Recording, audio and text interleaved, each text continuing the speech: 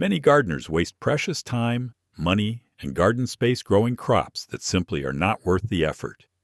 Whether it is vegetables that take forever to mature, plants that require constant babying, or crops you can buy cheaply at any grocery store, some things just do not make sense for the home garden. After 3 decades of growing my own food, I have learned these lessons the hard way, so you do not have to. Today, I am sharing 15 crops you should think twice about before planting because they might leave you frustrated, disappointed, or wondering why you bothered in the first place. Stick around for number 12, which surprises most gardeners who assume it is an easy crop. And I have a bonus tip at the end that will help you make smarter planting decisions for years to come. The first crop that often disappoints home gardeners is celery. Now, I know celery seems like it should be simple, since it is just a bunch of stalks. But this vegetable is one of the most demanding crops you can attempt. Celery requires an incredibly long growing season of 100 to 130 days from seed to harvest, and during that entire time, it demands absolutely perfect conditions. The seeds themselves are tiny and notoriously difficult to germinate, requiring light, consistent moisture, and temperatures around 70 degrees Fahrenheit for 2 to 3 weeks before you see any sprouts.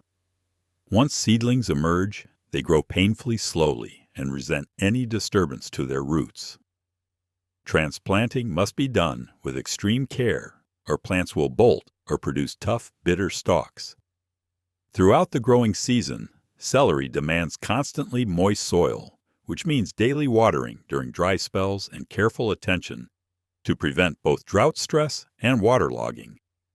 Any inconsistency results in hollow, stringy, unpleasantly bitter stalks that bear no resemblance to the crisp, mild celery you buy at the store. Celery is also a heavy feeder that requires rich soil and regular fertilization to produce decent-sized stalks. Pest and disease pressure can be significant with aphids, leaf miners, and various blights ready to attack stressed plants. After all this effort, you harvest a single bunch of celery that costs about $2 at any grocery store year-round. The math simply does not work for most home gardeners. Unless you have ideal growing conditions, plenty of time for babying plants, and a deep love for extremely fresh celery, your garden space is almost certainly better devoted to crops that offer greater rewards for less effort.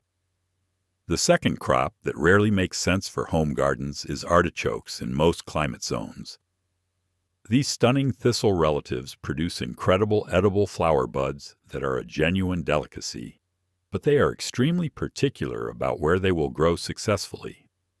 Artichokes are perennial plants native to the Mediterranean that thrive in mild coastal climates with cool, foggy summers and mild winters. They perform beautifully in parts of California, particularly the Monterey Bay area where Castroville calls itself the artichoke capital of the world. However, for gardeners in the rest of the country, artichokes present serious challenges. In hot summer regions, artichokes stop producing once temperatures regularly exceed 80 degrees Fahrenheit and often die back entirely during intense heat. In cold winter areas, these tender perennials rarely survive temperatures below 20 degrees without elaborate winter protection, and even then success is hit or miss. You can grow artichokes as annuals in zone 6 and colder by starting seeds very early indoors and vernalizing them in the refrigerator to trigger bud production the first year, but this is a complicated process that often fails. Each artichoke plant requires enormous space, at least 4 feet in diameter, and produces only a handful of edible buds per season. When you consider that, you can buy artichokes at the grocery store for a few dollars each and they are available nearly year-round. The return on investment for home growing is poor for most gardeners. If you live in zones 8 through 10 with mild summers, artichokes can be a worthwhile perennial investment. Everyone else should probably admire them at the farmer's market instead. The third crop I recommend skipping is head lettuce, particularly iceberg and other crisphead types. Before you protest, let me explain the distinction between head lettuce and leaf lettuce. Loose-leaf lettuce varieties are among the easiest and most rewarding crops any gardener can grow, maturing in just 40 to 50 days and tolerating cut and come again harvesting for extended production. Head lettuce is an entirely different beast. Crisphead varieties like Iceberg require 70 to 100 days to mature and demand consistently cool temperatures throughout that entire period. Any heat stress causes the heads to bolt, turning bitter and sending up flower stalks, before forming tight, crisp heads. Head lettuce also requires much more precise spacing, watering, and fertility than leaf types. After all this effort and attention, you harvest a single head of lettuce with relatively little nutritional value compared to darker, leafy greens. Iceberg lettuce is famously nutrient-poor, consisting mostly of water and providing minimal vitamins, minerals, or fiber compared to romaine, butterhead, or leaf lettuces. Meanwhile, grocery stores sell iceberg lettuce for about $2 a head year-round, and the quality is remarkably consistent because commercial growers have perfected production in ideal climates. Your garden space would be far better devoted to nutrient-dense leaf lettuces, spinach, kale, or other greens that offer superior nutrition, easier cultivation, and extended harvests from each plant. Now, if you are finding this video helpful so far, I want to share something special with you. I have put together a free newsletter where I share my best gardening tips, seasonal reminders, and advice you will not find anywhere else. If you struggle with knowing what to plant and when, growing specific crops successfully, or maximizing space in small gardens, this newsletter was made for you. Just click the link in the description to join for free. All right, let us continue. The fourth crop that wastes most gardeners' time and money is sweet corn. I can already hear the objections because fresh-picked sweet corn is undeniably one of summer's greatest pleasures, far superior to anything from a store. The problem is that corn demands enormous resources for a very small payoff. Each corn stalk produces only 1 or 2 ears, and you need a minimum block of at least 4 rows with at least 4 plants each for adequate wind pollination. That means dedicating at least 64 square feet of prime garden real estate to produce perhaps 30 ears of corn if everything goes perfectly. Corn is also one of the heaviest feeding crops. You can grow, depleting soil nitrogen at an alarming rate and requiring significant fertilization. It needs consistent deep watering throughout the growing season, and any stress during tasseling and silking results in poorly filled ears with missing kernels. Pest pressure is relentless, with corn earworms, European corn borers, raccoons, and birds all eager to destroy your harvest just when ears reach perfection. For gardeners with limited space, the math is devastating. That same 64 square feet could produce hundreds of pounds of tomatoes, squash, beans, and other vegetables over the course of a season. Unless you have abundant space, perfect growing conditions, and effective pest management strategies, sweet corn is a luxury that most home gardeners cannot afford. Buy it from local farmers who have the acreage and equipment to grow it efficiently, and use your precious garden space for crops with better returns. The fifth crop that often disappoints is peanuts for gardeners, outside the Deep South. These legumes require a very long, hot-growing season of 120 to 150 days, with consistently warm soil temperatures. Peanuts need loose, sandy soil with excellent drainage, because the pegs, which are the stems that grow downward after flowering to form peanuts underground, cannot penetrate heavy clay soils. Most of the country simply cannot provide the 4 to 5 months of hot weather peanuts demand. Even gardeners who manage to grow plants often harvest tiny, underdeveloped nuts that hardly seem worth the effort. After harvesting, peanuts require careful curing and drying before they are edible. The yield from a home garden planting is typically just a few handfuls of peanuts after months of waiting. When you can buy a jar of high-quality peanuts for a few dollars, Growing your own makes little sense unless you live in zones 8 through 10 with sandy soil and you simply enjoy the novelty. There are far more productive legumes for most gardens, including bush beans, pole beans, and cowpeas, that mature faster and yield more abundantly. The sixth crop to reconsider is Brussels sprouts for gardeners in hot summer climates. These miniature cabbages are wonderful vegetables, but they require very specific conditions to produce well. Brussels sprouts need a long growing season of 90 to 180 days depending on variety, and they absolutely must mature during cool weather. The sprouts develop along the stalk from the bottom up, and this process happens best when temperatures are consistently below 70 degrees Fahrenheit. Hot weather produces loose, bitter, unpleasant sprouts that bear little resemblance to the sweet, nutty morsels you get from fall-harvested plants that have experienced frost. For gardeners in zones 8 through 10 with hot summers, this creates an almost impossible situation. Spring-planted Brussels sprouts mature during summer heat and produce terrible quality. Fall. Planning for winter harvest can work in mild winter areas, but the timing window is narrow and unpredictable. Northern gardeners in zones 3 through 6 can grow excellent Brussels sprouts by starting plants in spring for fall harvest, timing maturity for after first frost. If you cannot provide cool maturing conditions, skip Brussels sprouts and grow broccoli or cabbage instead, which are more forgiving of temperature fluctuations. The seventh crop that rarely delivers value is melons for gardeners with short growing seasons. Watermelons and cantaloupes need 80 to 100 days of consistently hot weather to produce sweet, fully ripened fruit. In zones 3 through 5, the growing season is simply too short and cool for melons to perform well without significant season extension efforts, like black plastic mulch, row covers, and wall of water protectors. Even with these aids, fruit often fails to ripen fully before frost, resulting in bland, watery, disappointing melons.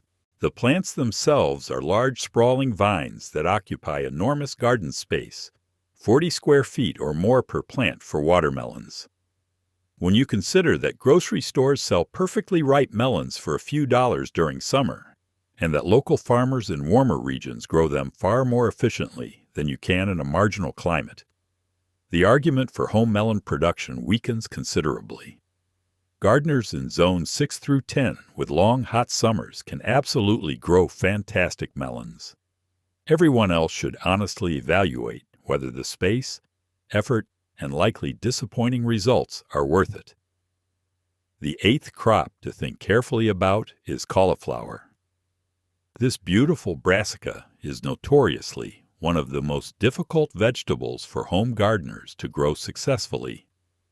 Cauliflower demands absolutely perfect conditions throughout its entire life cycle and responds to any stress by producing tiny, discolored, bitter, or loose heads that look nothing like the pristine white globes at the grocery store. Temperature fluctuations are cauliflower's nemesis. Plants exposed to temperatures below 50 degrees Fahrenheit when young may button, forming tiny premature heads that never develop properly. Hot weather above 80 degrees causes heads to become loose, ricey textured, and strong flavored. Inconsistent watering leads to similar problems. Cauliflower also requires blanching for white varieties, which means tying leaves over the developing head to prevent yellowing from sun exposure, adding another task to an already demanding crop. After all this careful attention, you harvest a single head of cauliflower worth about $3 or $4 at the store. Experienced gardeners with reliable cool weather conditions can grow beautiful cauliflower. Beginning gardeners and those in challenging climates should start with forgiving brassicas like broccoli, cabbage, or kale before attempting cauliflower. The ninth crop that wastes garden resources is onions from seed in most situations. Growing onions from seed requires starting indoors 10 to 12 weeks before transplanting, careful attention to day length sensitivity when choosing varieties, and a very long growing season. The tiny seedlings are slow growing, prone to damping off, and require consistent moisture and perfect timing. Meanwhile, onion sets and transplants are inexpensive, widely available, and give you a tremendous head start. Sets, which are small dormant bulbs, can go directly in the ground and mature weeks faster than seed-grown plants. Transplants, which are young seedlings sold in bunches, establish quickly and produce excellent bulbs with far less effort than starting from seed yourself. The only compelling reason to grow onions from seed is access to unusual varieties not available as sets or transplants. And even then, many specialty varieties are increasingly available in transplant form. For most gardeners, buying onion sets or transplants saves months of work with equal or better results. The 10th crop that disappoints many gardeners is ginger in most of the United States.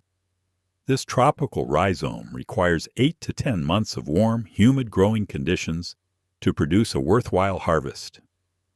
Ginger cannot tolerate any frost and grows best when temperatures stay consistently between 70 and 90 degrees Fahrenheit with high humidity. In most of the country, this means growing ginger exclusively as a container plant that must be brought indoors for a significant portion of the year. Even then, the harvests from homegrown ginger are typically small, and the effort required is substantial. Grocery stores sell fresh ginger year-round for very reasonable prices, making home cultivation a hobby rather than a practical food production strategy. Gardeners in zones 9 through 11 with humid conditions can grow ginger outdoors successfully. Everyone else should probably purchase this ingredient unless they simply enjoy the challenge of tropical plant. Cultivation. The 11th crop to reconsider is heirloom tomatoes for gardeners prioritizing yield and reliability. Now let me be clear, I love heirloom tomatoes. Varieties like Brandywine, Cherokee Purple, and Black Crim offer flavors that far surpass any hybrid. However, heirloom tomatoes come with significant drawbacks that every gardener should understand before devoting their entire tomato patch to them.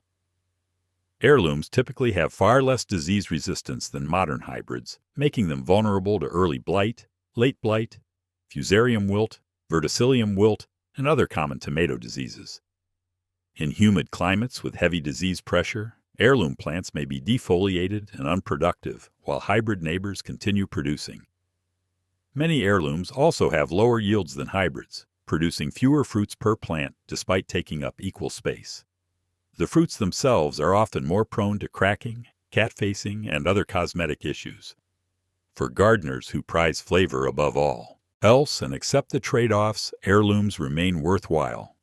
For those seeking reliable, abundant harvests with minimal disease problems, dedicating some garden space to disease-resistant hybrids makes practical sense. The 12th crop that surprises people with its difficulty is asparagus for impatient gardeners. This perennial vegetable is absolutely worth growing for those willing to invest the time, but most gardeners underestimate the commitment required. Asparagus takes 3 years from planting crowns to produce a meaningful harvest, and during that establishment period, you must resist harvesting to allow plants to build strong root systems. The bed preparation is extensive, requiring deep digging and generous amendment with organic matter. Once established, asparagus beds need annual maintenance, including cutting back ferns after frost, topping with compost, and controlling persistent weeds that compete with the shallow-rooted crowns. Asparagus beds also occupy permanent garden space for 15 to 20 years or more, which may conflict with crop rotation plans or future garden redesigns. For gardeners who can commit to the long timeline and permanent space allocation, asparagus rewards patience with decades of delicious spring harvests. For those who want quicker gratification or frequently redesign their gardens, asparagus may not be the right choice. The 13th crop that rarely delivers good value is potatoes for gardeners with limited space. While potatoes are satisfying to grow and harvest, they require significant garden real estate to produce meaningful quantities. Each potato plant needs about 4 square feet when you account for hilling and requires 12 to 16 weeks of growing time. A 10-foot row might produce 20 to 30 pounds of potatoes under good conditions, which sounds impressive until you realize those same supermarket potatoes cost about 50 cents per pound. For the space, time, and effort invested, potatoes often represent poor returns compared to higher value crops. The exception is specialty varieties unavailable in stores. Purple, fingerling, and rare heritage potatoes can be worth growing for their unique flavors, colors, and textures. But if you are growing standard russets or reds that are identical to supermarket offerings, your garden space might serve you better with crops that command premium prices or are unavailable commercially. The 14th crop to approach cautiously is strawberries for gardeners unwilling to commit to proper maintenance. Strawberries seem like an ideal crop, producing sweet fruit from small spaces. The reality is more complicated. Strawberry plants require careful bed preparation, consistent watering, annual renovation, runner management, and vigilant pest control. Birds, slugs, earwigs, and various fungi constantly threaten the fruit. The plants themselves are short-lived perennials that decline in productivity after 3 or 4 years and must be replaced. June-bearing varieties produce all their fruit in a short window, requiring immediate processing or consumption. Ever-bearing and day-neutral types offer extended harvests but typically produce smaller berries in lesser quantities. After accounting for all the effort, your strawberry patch might produce a few quarts of berries worth perhaps $15 to $20 at farmers' market prices. Gardeners who love strawberries and enjoy the maintenance rituals can absolutely find value in growing them. Those expecting carefree, abundant harvests will likely be disappointed. The 15th and final crop that wastes many gardeners' time and money is any vegetable grown in conditions completely unsuitable for that plant. This seems obvious, but gardeners constantly attempt to grow heat-loving crops like tomatoes and peppers in deeply shaded locations, or plant cool season crops like lettuce and spinach in full southern exposure during midsummer.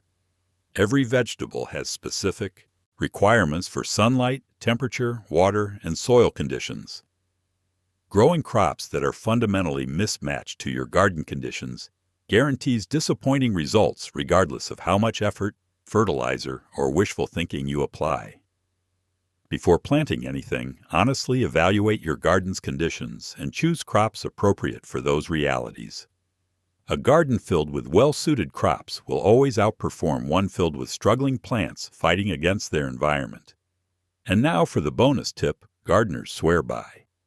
Before each growing season, sit down and calculate the true cost of growing each crop you are considering. Factor in the cost of seeds or transplants, soil amendments, water, and most importantly, the value of your garden space and time. Compare that against what you would pay to buy that produce locally. Some crops like tomatoes, peppers, salad greens, and herbs almost always deliver excellent value because homegrown quality far exceeds store-bought and prices can be high for organic produce. Other crops like sweet corn, head lettuce, and celery rarely justify their garden footprint when considering opportunity cost. Being strategic about what you grow ensures your garden delivers maximum satisfaction and value every single season. Thanks for sticking with me through the entire video. If you found this helpful, do not forget to join our free newsletter. I share exclusive tips, seasonal planting guides, and advice that helps gardeners just like you grow more food with less stress. Click the link in the description to sign up. And if you enjoyed this video, give it a like and check out our other videos on growing a better garden.